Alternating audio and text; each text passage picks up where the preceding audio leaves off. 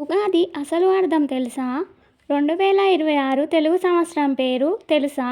ఉగాది పండగ ఎందుకు జరుపుకుంటారో తెలుసా? అసలు ఉగాది అనే పేరు వెనుక చాలా గొప్ప అర్థం ఉంది.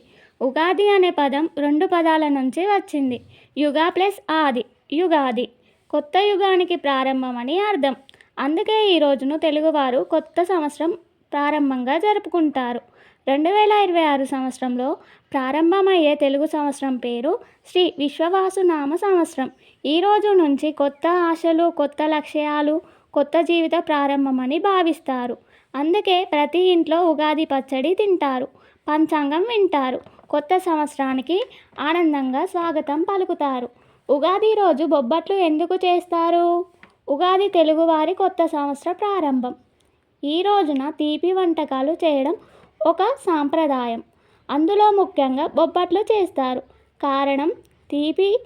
జీవితం కోసం బొబ్బట్లు తీపిగా ఉంటాయి. కొత్త సంవత్సరం కూడా మన జీవితంలో తీపి, ఆనందం, శుభం రావాలని సూచిస్తుంది. పండుగ ప్రత్యేకత వంటకం. ఉగాది రోజు ఇంటికి బంధువులు, అతిథులు వస్తారు. వారికి ప్రత్యేకంగా ఇవ్వడానికి బొబ్బట్లు చేస్తారు. శుభ ప్రారంభం సూచనం.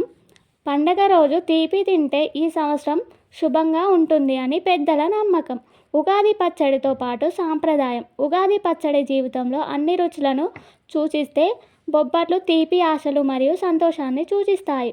ఉగాది రోజు బొబ్బట్లు చేయడం అంటే కొత్త సంవత్సరం తీపిగా ఆనందం ఉండాలని కోరుకుంటాము. ఉగాది రోజు జరిగిన చిన్న సంఘటన నా జీవితాన్ని మార్చింది. ఉగాది రోజు ఉదయం మా తాత చెప్పిన ఒక మాట నా జీవితాన్ని పూర్తిగా మార్చింది. ఉగాది రోజు మా ఇంట్లో అందరం కలిసి పచ్చడి తింటున్నాం. ఆ పచ్చడిలో ఉన్న చేదు రుచి నాకు ఇష్టం లేక ఇది ఎందుకు తినాలి అని అడిగాను. అప్పుడు మా తాత నవ్వుతూ అన్నాడు, జీవితం కూడా పచ్చడి లాంటిదే. తీపి, పులుపు, చేదు, కారం అన్నీ కలిస్తేనే నిజమైన జీవితం. కష్టాలు వచ్చినప్పుడు బాధపడకుండా, సంతోషాలు వచ్చినప్పుడు గర్వపడకుండా అన్నిటినీ సమానంగా స్వీకరించడం నేర్చుకో అని చెప్పాడు. ఆ రోజు నాకు అర్థమైంది, ఉగాది అంటే కేవలం కొత్త సంవత్సరం కాదు, జీవితాన్ని కొత్తగా అర్థం చేసుకునే రోజు.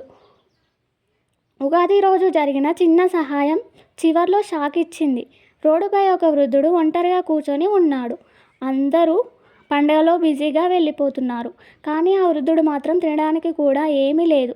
అది చూసిన ఒక చిన్న బాలుడు తన ఇంట్లో ఉన్న ఉగాది పచ్చడి, బొబ్బట్లు తీసుకొని ఆ వృద్ధుడికి ఇచ్చాడు. ఆ వృద్ధుడు కన్నీళ్లు పెట్టుకొని అన్నాడు, నాకు ఇవాళ దేవుడే వచ్చి భోజనం పెట్టాడు. అప్పుడు బాలుడు నవ్వుతూ అన్నాడు, అమ్మ చెప్పింది, ఉగాది రోజు ఎవరికైనా సహాయం చేస్తే అది దేవుడికి చేసిన సేవ అంట. మనం కూడా ఈ ఉగాదికి ఎవరికైనా చిన్న సహాయం చేద్దామా?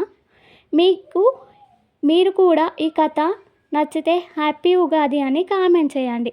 అలాగే మన ఛానల్ని లైక్ చేసి సబ్స్క్రైబ్ చేయడం మర్చిపోకండి.